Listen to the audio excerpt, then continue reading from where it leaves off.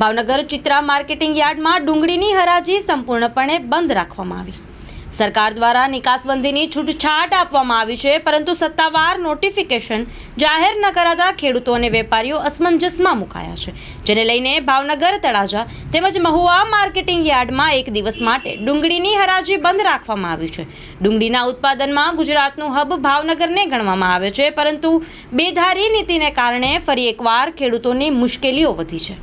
આજે હરાજી બંધ રહેવાનું કારણ એવું હતું કે ભાઈ રવિવારના 18 તારીખને રવિવારના રોજ એક એક્સપોર્ટ ખુલી ગયું છે એવા જાહેરાત થઈ હતી, પણ ખરેખર એક્સપોર્ટ નહોતું ખુલ્યું અને સોમવારે બધા ખરીદનાર વેપારીઓ કે એક્સપોર્ટ ખુલી ગયું એની હિસાબે ખરીદી કરી હતી, એટલે બજાર ભાવમાં બહુ ઉછાળો આવ્યો હતો।